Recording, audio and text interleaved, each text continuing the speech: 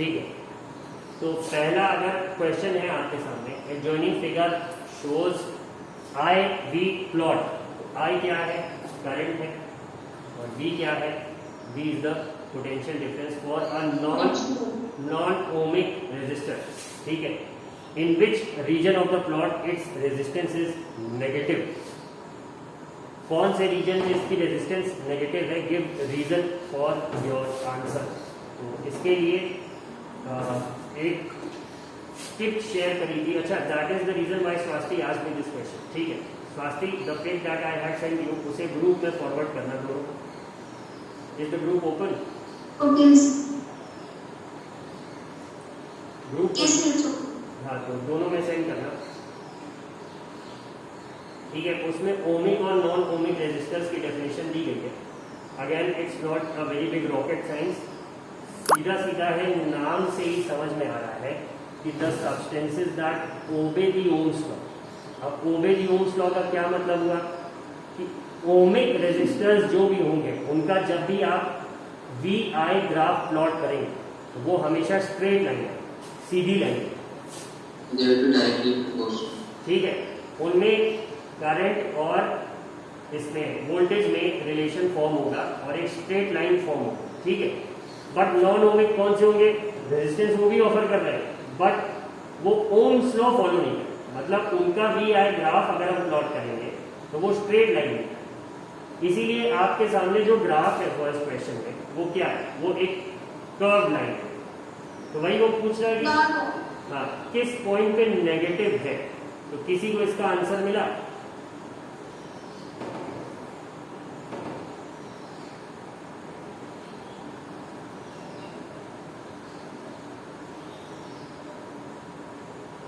मिला किसी को इसका answer? Did anyone find the answer? Arpit Mishra? Yes sir. इसका आंसर मिला क्वेश्चन का?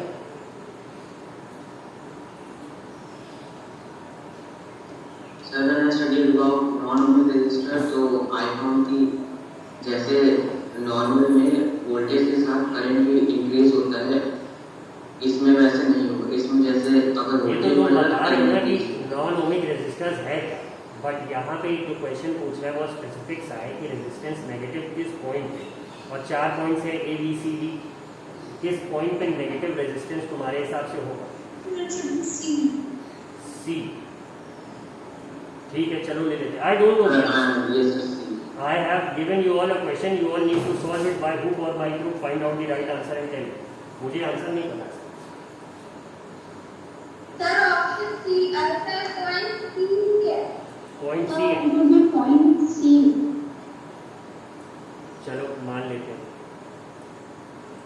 ये ग्राफ दिख रहा ना सबको स्क्रीन पे, इसी में पूछ पहले ए पॉइंट पे नेगेटिव होगी रेजिस्टेंस की, बी पॉइंट पे होगी, सी पे होगी, डी पे होगी।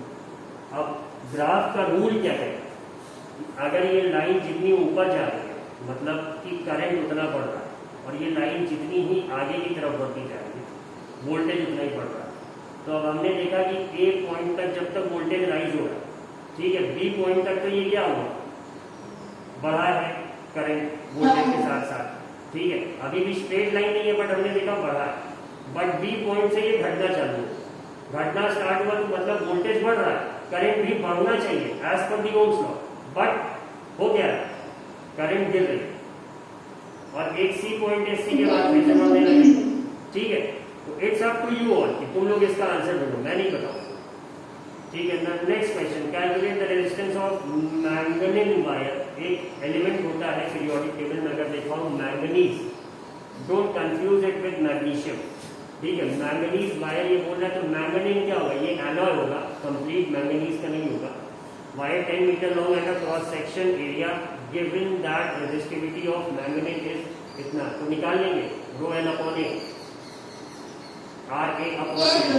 ठीक है, ये तो निकल जाना चाहिए।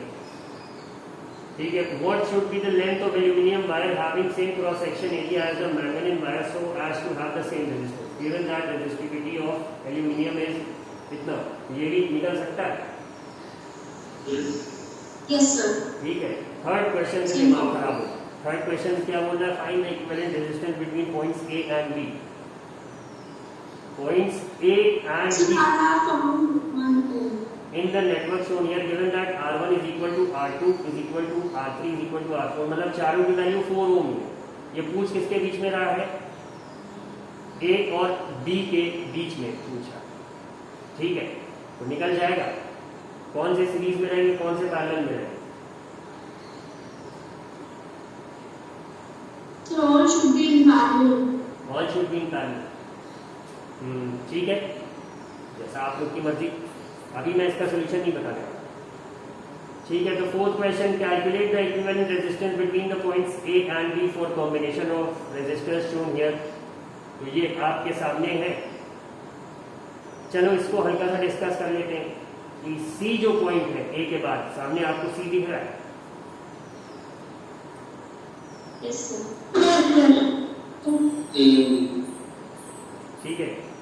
तो C पॉइंट पे देखो तो करंट डिवाइड हो रही है ना 3 वायर्स, ठीक है।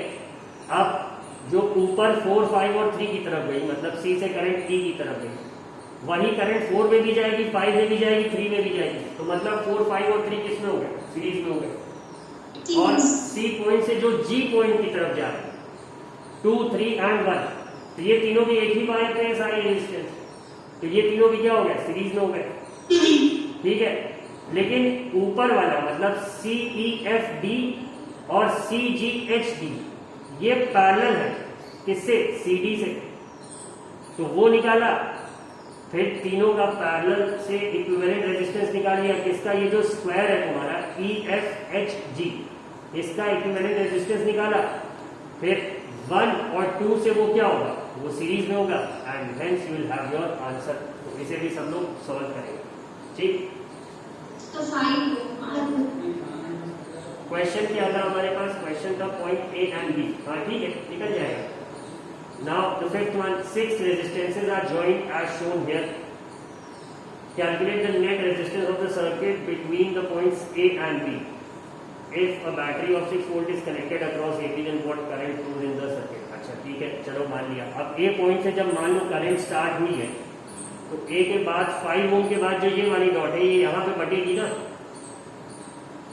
इस पॉइंट पे ये होगी जहाँ पे मेरा हाथ है कर्सर, इस point, Yes, sir. So zero. ठीक है। यहाँ पे ये क्या होगी? डिस्ट्रीब्यूट होगी दो रास्तों में। एक करंट का थोड़ा हिस्सा 10 की तरफ चला जाएगा, थोड़ा सा 6 की तरफ जाएगा। अब जो 6 की तरफ जा रहा है वो क्या है? वही 6 में भी जा रहा है, वही 3 में भी जा रहा है, वही 1 में भी जा रहा है। तो मतलब 6, 3 और 1 किस में हो गए? ये तो सीरीज में हो गए, 3. और ये दोनों पैरेलल में हो गए। किससे? 10 के. 10 के पैरेलल में हो गए। इक्विवेलेंट रेजिस्टेंस निकल जाएगी। इस पूरे स्क्वायर की जब इक्विवेलेंट रेजिस्टेंस निकल गई तुम्हारी, तो फिर अब वो इक्विवेलेंट रेजिस्टेंस 5 और 2 वो तीनों किसमें हो जाएंगे? सीरीज में हो जाएंगे, Series. ठीक है। तो तीनों को ऐड कर लेंगे। Now you have the whole resistance of the circuit, और उसके बाद आपके पास फॉर्मूला भी है। कौन सा? V = IR। तो क्या आप करंट निकाल सकते हैं? Yes, sir. Yes. ठीक है, ये हो गया। Now the question number 6, a uniform wire of resistance 16 ohm is divided into 2 equal parts. Each part is stretched so as to double its length. ठीक है, the two stretched wires are joined in parallel. What is the resistance of the parallel combination?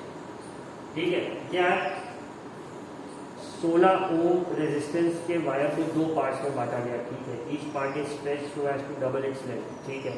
अच्छा, ये पूरा उसी concept में है तुम्हारे, ρ = N/A। अगर लेंथ बढ़ रही है तो रेजिस्टेंस बढ़ेगी कि घटेगी, और क्रॉस सेक्शन एरिया, अब अगर आप लेंथ डबल करें तो क्रॉस सेक्शन एरिया हाफ होगा, तो रेजिस्टेंस पे क्या असर पड़ा, ठीक है।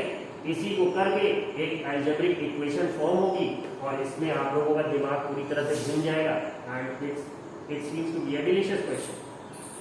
तो इसे भी सब लोग सॉल्व करेंगे। Now the 7th one, in the circuit shown calculate the equivalent resistance of the circuit। ये वाला जो सर्किट कौन सा? ये लेट मी जूम, ये इसमें ये बोल रहा है equivalent resistance फाइंड आउट करेंगे किस पॉइंट के बीच में? Between A and B। If a battery of 6 volt is connected across A B find the net current drop. इस तरह का एक सवाल ऊपर कर चुके also find the power of the circuit, तो वो V इंटू आई से निकल जाए। ठीक है, तो अब कैसे होगा, फिर वही बात, ए से जब करंट स्टार्ट हुई तो वो बटी किस पॉइंट पे, इस वाले पे बटी, ठीक है, और यहां पे जाने के बाद जब इस पॉइंट पे आई तो फिर बढ़ गई, राइट। तो अब तुम्हारे पास क्या क्या है, ये जो R4 है ये पैरेलल हो गया किससे, 15 से, और 15 वाला भी पैरेलल से किसमें हो गया, 30 से। तो अब यहाँ ये जो R4, R3 और R2 है ये तीनों किसमें लग रहे हैं, पैरेलल में लग रहे हैं कि सीरीज में लग रहे हैं, पैरेलल में, बिल्कुल सही। और फिर उसके बाद जब इस वाले राइट हैंड साइड वाले स्क्वायर की तुम्हारे पास रेजिस्टेंस आ जाएगी कितनी है, तो फिर वो ये R1 और R5 वो ये तीनों किसमें हो जाएंगे, सीरीज में, and then you will have the net resistance of the circuit. और आपके पास वोल्टेज है, क्या आप करंट निकाल लेंगे, नेट करंट निकल जाएगी।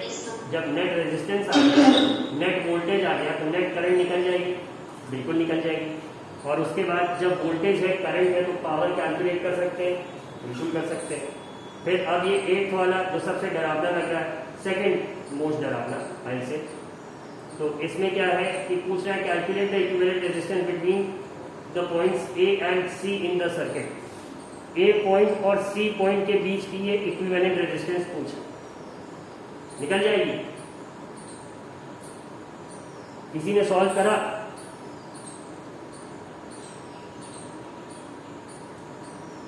Did anyone try to solve the question? Sir अभी न्यू नहीं पहुंचे।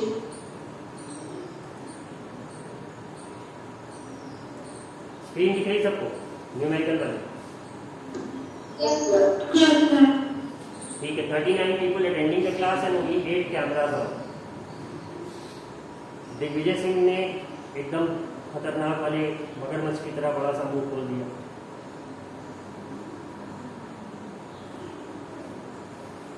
Mohammad Afzal, yes sir. क्या विचार है, हो जाएगा सर? क्वेश्चन हो पाएंगे ये सब? सही सर, जो भी आपको बताया और 6 जोड़ के और ये 8 वाला समझना करो ना, जो हमने बता दिया वो तो हो ही जाएगा। यस सर, जो आपने बताया वो तो आ गया। Once that I have not explained at all, जिनसे मैं भी भाग रहा हूँ, वो सॉल्व करके दिखाओ तो बात है। ठीक है, अच्छा, इसमें कुछ नाम है मेरे सामने 10th B के, कुछ अचीवर अवार्ड विनर्स के, पंकज कुमार पाल, विनय कुमार यादव, तन्मय द्विवेदी, सुमित भारद्वाज, मोहम्मद असद, हर्ष कुमार तिवारी, हर्ष मिश्रा, हरिओम, आशीष कुमार तिवारी, अभिषेक कुमार पटेल। ये मेरे भाई जहाँ भी हो, कैमरा ऑन करें, एक बार मैं चेहरा देखना चाहूँगा। मेरा कैमरा ऑन हो गया। तन्मय द्विवेदी का, अच्छा तन्मय भाई इतना नाम कैसे कमा लिया, तुम्हारा नाम याद छप गया? मेरा कैमरा नहीं, मतलब तुमने कुछ ऐसा अचीव किया होगा ना कि बाकायदा हम लोगों को कहा गया कि इससे क्वेश्चन पूछो, ये बहुत पढ़ने लिखने वाला बच्चा है, इतना कहाँ तुम हो गया?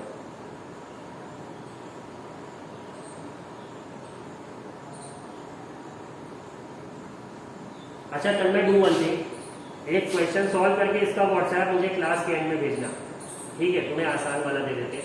ये 5th वाला दिख रहा है तन्मय? Yes sir.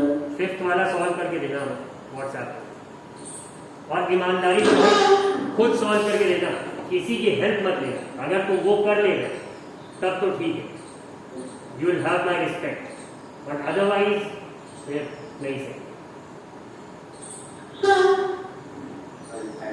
ठीक है, श्रेया, श्रेया हाँ बोलो। एक क्वेश्चन का आंसर 65 होगा। 8 क्वेश्चन का आंसर 65 65 चेक करके बताएंगे। सोल्यूशन भेज देना एक बार व्हाट्सएप पे।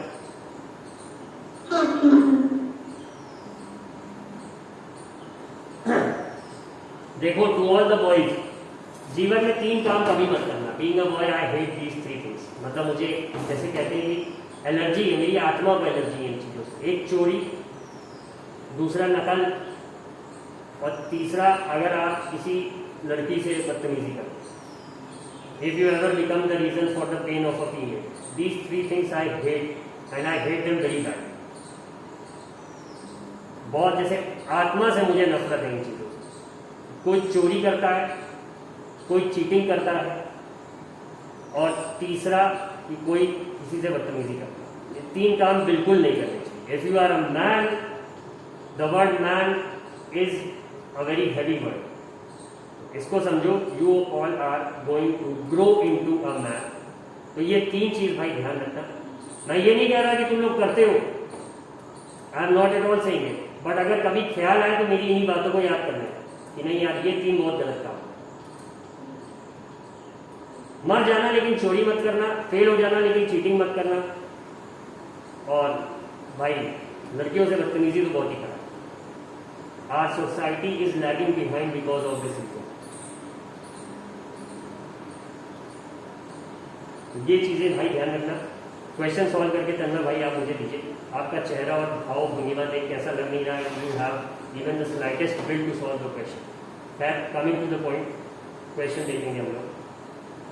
8 क्वेश्चन देख लिया और सबने 9th वाला कैसा लगा? Isn't it beautiful this circuit? ऐसा लग रहा है कपड़ा टांगने के लिए कोई डोरी बनी हुई है छत पे।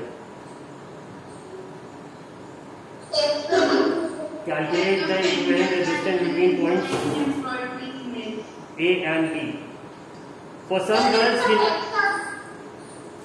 girls जिन्हें ये समझ में नहीं आ रहा है, उनके लिए इसको ध्यान से देखो। ये मेहंदी की अच्छी डिजाइन हो जाएगी तुम्हारी, तो इसको भी लगाने की प्रैक्टिस कर सकते हो।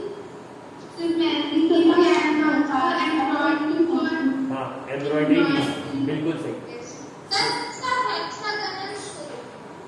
हाँ वो तो दिख ही रहा है, लेकिन बीच में ये जो 6 6 6 के 3 है, इनको कैसे करोगे? और पॉइंट्स ए और बी के बीच में पूछा गया है, तो करंट एंटर कहाँ से होगी? ए से होगी। डिस्ट्रीब्यूट किस किस पॉइंट पे हो रही है? पहले ए से ही बढ़ जा रही है।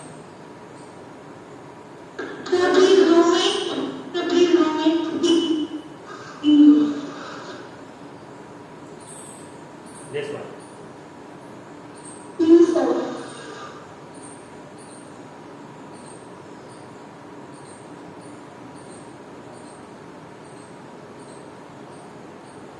ठीक है, when the current enters from A से वो कहाँ जाएगी?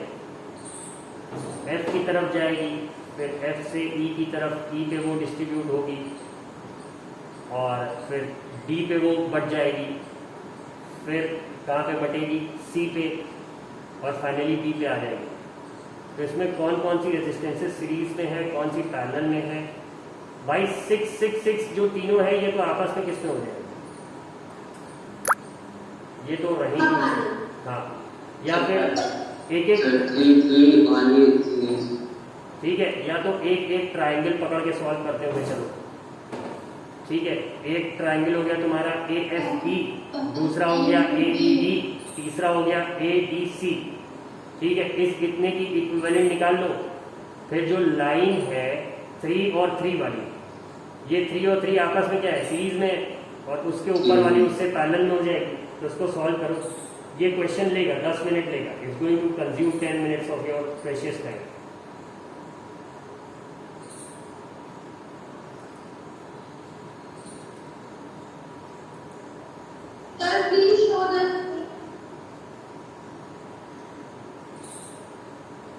प्रगति बेटा, I have send the pic yesterday in the group, उससे देखो ना। ज्ञानेंद्र प्रताप सिंह, ज्ञानेंद्र ध्यान कर रहे थे क्या? ऐसा लगा मेडिटेट कर रहे।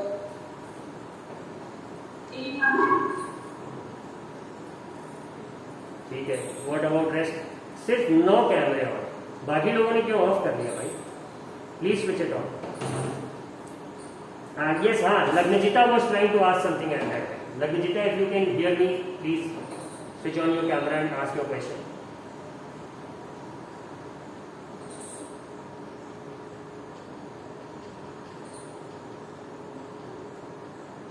So I don't know.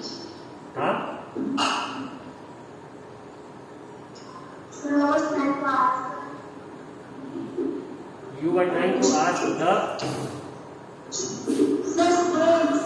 sixth question.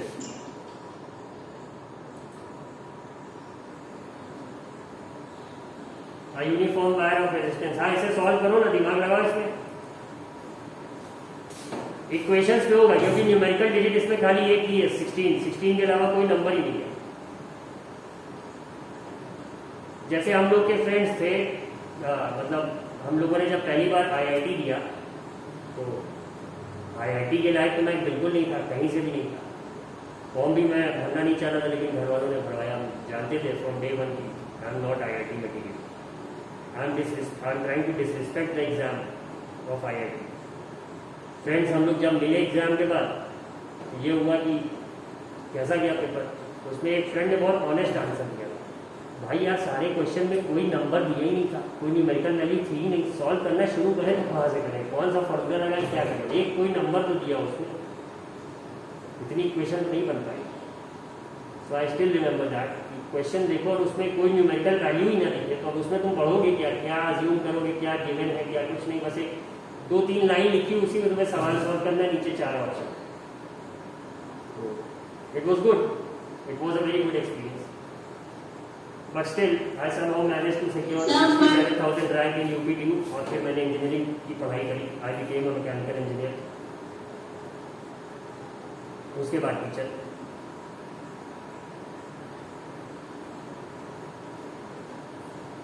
तो try to solve the question.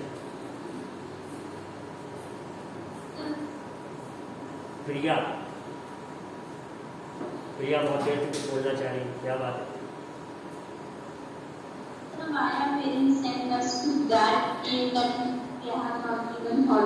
क्योंकि उनके पेरेंट्स ने उनको वहाँ भेजा था. You see it's a generation, इसका कोई इलाज नहीं. वो तुम्हारे होंगे, तुम भी वही भेजो. ये ऐसे ही चलता रहेगा. It's a never ending cycle.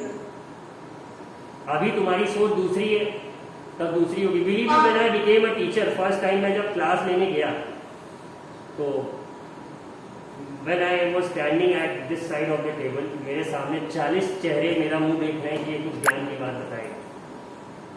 And I was like what am I going to tell them. It was a wonderful experience. And at that moment, believe me, I realised the hard work of all the teachers that they had done for me.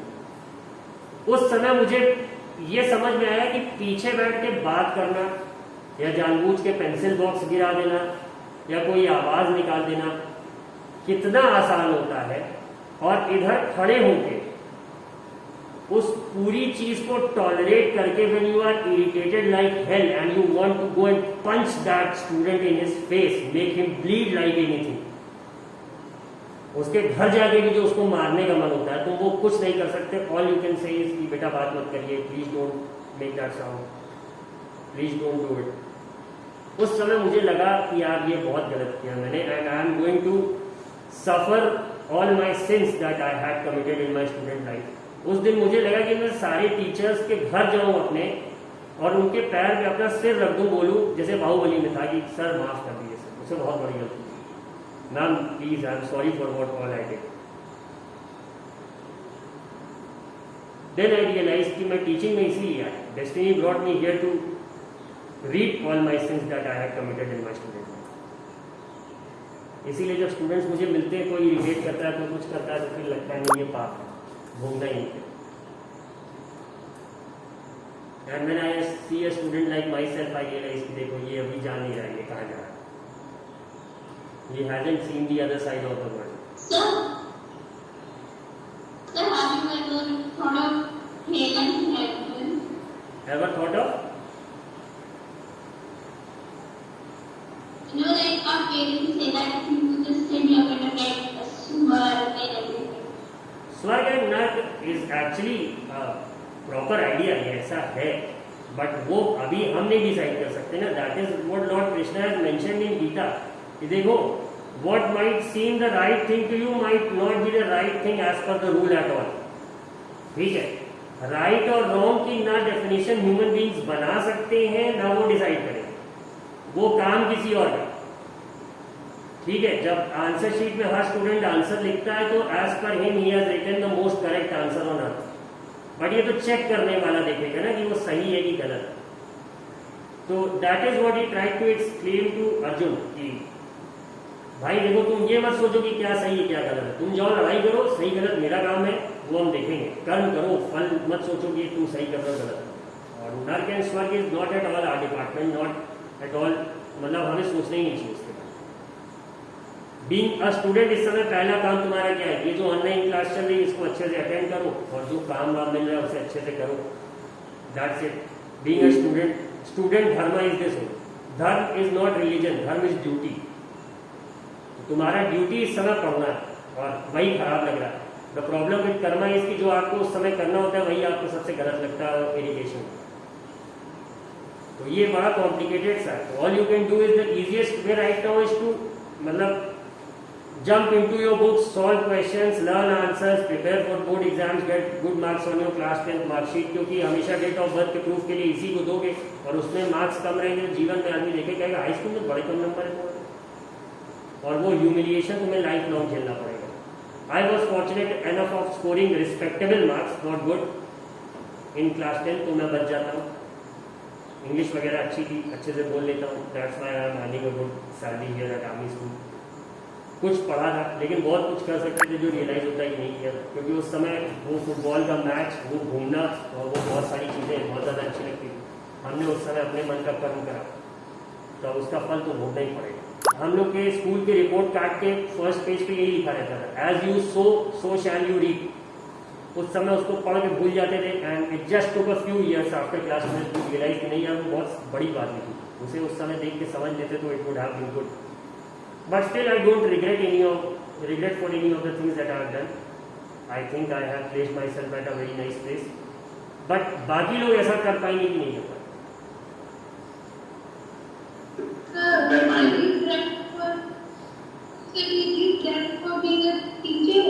No, not at all. I used to hate books like anything. पढ़ाई मेरे लिए सबसे बड़ी दुश्मनी थी भाई, हम बिल्कुल नहीं पढ़ना चाहते। But this is how destiny and karma work. You see, they place you in a place, they place you at a place where you hate being the most. कुछ लोगों को मिल भी जाता है, ऐसा नहीं, तो मतलब I just जैसे एक्सीडेंटल प्राइम मिनिस्टर एक मूवी आई थी, वैसे I am sort of an accidental teacher. But I never exactly new. जैसे 3 Idiots वगैरह में सबको पता रहता है मूवीज में कि हाँ उन्हें ये करना है, नेवर एग्जैक्टली न्यू वो जो करना था। सोचता हूँ कोडिंग करने के लिए, कभी सोचता हूँ ऑटोमोबाइल इंजीनियरिंग चलता है। भाई ऐसा बहुत सोचते हैं, लेकिन उसके लिए जितनी मेहनत करनी पड़ती है वो हो नहीं पाती किसी से। जब आप YouTube पे कोई वीडियो देखते हैं कि India is going to procure 5 Rafale jets, and आप उसमें एक पायलट को बहुत अच्छे से यूनिफॉर्म में देखते हो, सबको लगता है मैं पायलट बनूंगा, लेकिन उसके लिए जितनी फिजिक्स सॉल्व करनी पड़ती है, जितनी मैथ सॉल्व करनी पड़ती है, यहाँ एक रेजिस्टेंस का क्वेश्चन हो नहीं रहा, and you are trying to become a fighter pilot. Bro, it's a dream, you need to work a lot, उसके लिए पढ़ना पड़ता है, एंड इट्स नॉट मतलब इम्पॉसिबल, कोई करता ही है, बट जो करते हैं they have the guts to choose their books over some fun time, और जो नहीं करते हैं they choose the fun time over their books. कुछ मेरे जैसे होते हैं जिन्होंने काम भर को बुक्स को चूज करा था, तो इसीलिए वो टीचर बनने लायक हो गए, कुछ एकदम बह जाते हैं। But ultimately nobody dies hungry, सब लोग कुछ ना कुछ पेट तो भर ही लोगे, वो बात नहीं, बट इट्स लाइक कुछ अच्छा करके भरो, ये बात है। मतलब मेक योर लाइफ वर्दी। अगर जब 5 साल बाद पलट के सोचो कि क्या एकदम बर्बाद कर दिया सब कि नहीं, कुछ ढंग का किया, तो at least you should have something कि नहीं मैंने कुछ ढंग का करा। तो इट्स नॉट टफ, थोड़ा सिस्टमैटिक चाहिए। दिन में 1 घंटे की ज़रूरत है, 15 मिनट सारे सब्जेक्ट्स को दे दो, कल जो पढ़ाया उसे एक बार पलट लो, जस्ट रीड इट ओवर, और कुछ 15-20 मिनट और जूझ लो। इससे ज़्यादा सम्स और न्यूमेरिकल फिजिक्स और मैथ्स में रहते नहीं है, ना केमिस्ट्री में इतना पढ़ाया जाता है। So maximum time that you have to dedicate in studies is like 1.5 hours at most. 1.5 घंटे की पढ़ाई में 90% मार्क्स कहीं नहीं है फॉर क्लास 10। स्वास्थ्य, व्हाट डिड यू से? Sir, I found the answer for 9th question. It is 2 ohms. 9th question का 2 ohms. Okay, I check it. Solution मुझे व्हाट्सएप पे सेंड कर देना, मैं आंसर बताऊंगा. Break time. So it's 9:26, 4 minutes into the break. 4 minute मैंने खा लिए. प्रोफेशन काफी हो गया. So that's the end for today. We'll see you all in the next class. Till then, solve the questions, get them ready, and we'll see you all. Okay, sir. Thank you, sir. Have a good day. Thank you, sir. Thank you, sir.